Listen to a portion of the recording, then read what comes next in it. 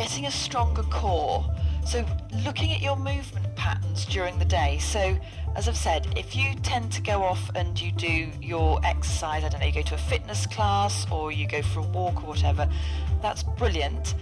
But the rest of the day, are you sitting down? Are you at a desk?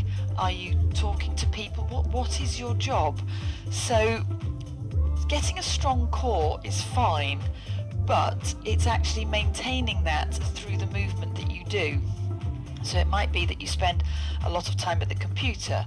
It might be that you spend an awful lot of time standing, and being in those two positions, or being in any position for a long period of time, is not going to help your core at all, because you end up, your body is, say we're standing all the time, so your body ends up, maybe your hips go forwards, your back contracts, and you're in this position because it's a comfortable position to stand in.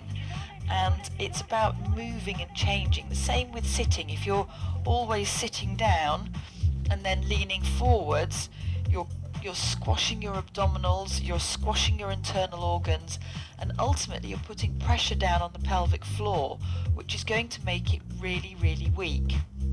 And any pressure down. So it's really important to change your movement, change your position. So not to always stand up, not to always sit down, not to lie down, not to be on the floor. It's a changing position of movement that's really going to help. So with getting a strong core, within Pilates and strength and conditioning classes and things like that, we're encouraged, or particularly with Pilates I should say, we're encouraged to draw the tummy button in. So it's like suck your abdominals in, draw your belly button to spine, and that is language that initially will draw your tummy in, but by doing that you're squashing and pushing the abdominals, you're pushing the pelvic floor away. So really you've got to work all these muscles, and the way to do it is through mobility, stretching and strength. So if all you do is core exercises, so sit-ups, crunches, things like that, yes, you're going to strengthen the abdominal muscles, but you're going to shorten them and tighten them, and the body, so that you're able to move around and operate, is going to allow the muscles down your back to just lengthen. So it's really important when you do strength work to do both sides. Okay, so yes, we're going to do some core strengthening exercises, but it's going to be quite different. So I'm just going to pop the chair out of the way here. So for our core strengthening exercises, what I would like you to do first of all is place your hands on your hips and just place your fingertips into your abdominals. So my hands are above my hip bone and fingertips into my abdominals. So just from here, this is so that I can notice what's going on. I'm just going to do a knee lift. Now this is helping to mobilize my hip joint. It's challenging my balance, and also because I'm standing on one leg, I'm going to take this slower now, I'm also building up bone density through loading that single leg. So there's a lot going on, and you'll notice underneath your fingertips your core muscles are engaging as you do it. So take that slower. So another knee lift, one more on each side, so you can have your hands by your side, because you know through feeling your core muscles are working. And then last knee lift here. That's it. Now we're going to externally rotate that knee, so you can keep the foot low to the floor, or you can lift that foot up off the floor, and it's the kneecap that wants to be drawing the circle. There we go. That's it. Make that circle a bit bigger. If you want to pop your hand on a chair or on the wall, do. That's it. So taking that bigger, just increasing the size each time, and then we're going to internally rotate. So internally rotate. So thinking about standing tall as you do this. So we're not just standing here and doing this. Think about being tall as you do this, and that is going to make your core muscles work that bit harder. So 2 more external rotations here. That's it. Perfect. Well done. So just walk through the feet and just notice the difference between the 2 feet, the 2 hips, the 2 legs. Okay, so again, if you want to pop your hand on a wall or a chair, then do. We're going to do an external rotation with that knee. Now, if you want to, alternatively, keep the foot close to the floor and circle that knee round. That's it. So if you want to take the foot up off the floor a little bit, do. And then with your standing leg, just trying not to lock that joint out. So taking that knee bigger. So take it slower now. So this is going to challenge your core and make your core stronger too. That's it. And then we're going to internally rotate that leg. So come and bring it internal. That's it. So if you want to, you can do it small as an alternative. And then just come back to standing here. So just see how your hips are feeling. That's it. Okay, so come and let your hands slide down your thighs. So here's a bit of mobility. So lengthen the back and round through the back.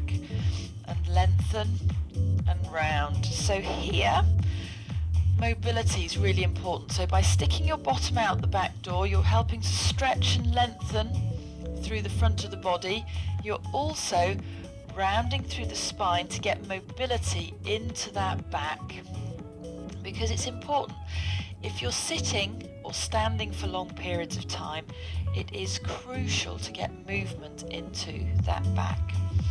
That's it. And then we're just going to hip circle.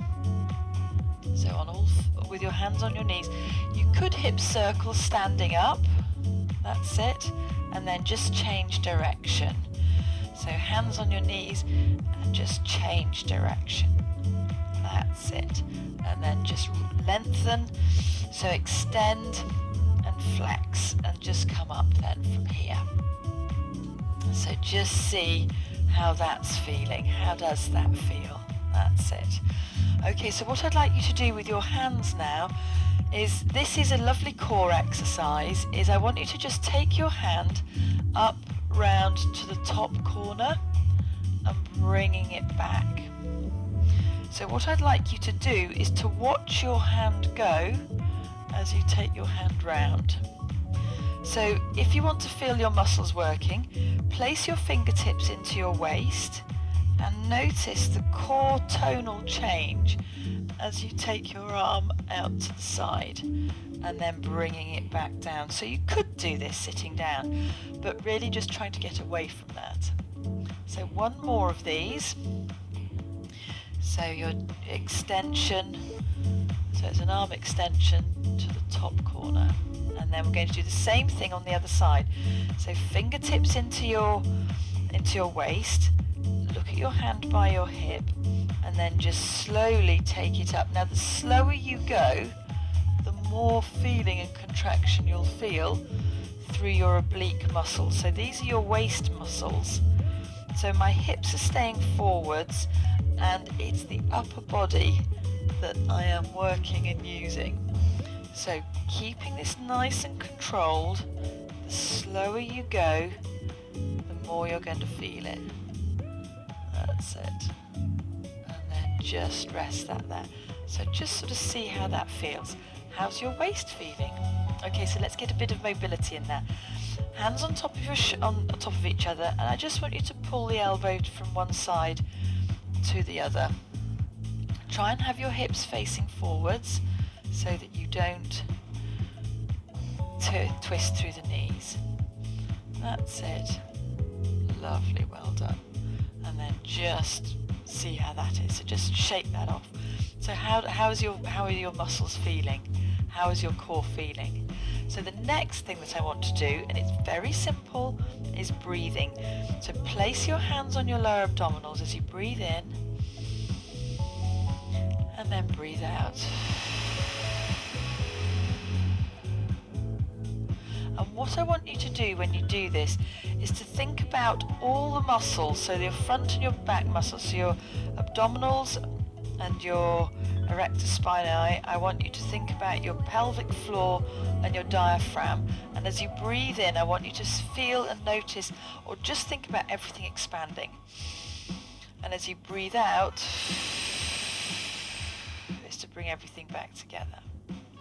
And you might think, well, how's this going to help? How am I going to get a strong core through doing these exercises? The thing is that sometimes we have to relearn movement patterns. We have to relearn how to actually activate the core, because there have been years of suck your tummy button in, and it's been in Pilates as well. You know, belly button to spine, hold tight, move the arms and legs, and that's great for stabilizing, but actually we need a little bit of movement, otherwise the body then becomes stiff because we're gripping, we're holding, we're squeezing, we're tight. So this is why breathing is absolutely fantastic, because it's so easy to do in any position. So again, as you breathe in, and then as you breathe out, blow out those candles on your birthday cake. Feel that contraction. Feel how as you keep breathing out, everything's lifting up and in and together. And there we go. So those are a quick few exercises to actually help strengthen your core, but to unpeel and take it back to the beginning. And once you get really good at those, noticing those, feeling how your core engages, then you can pick it up, but still allowing movement through the body as you're working, which is really important. So well done, well done, well done. I hope that was helpful to you. So thank you very much indeed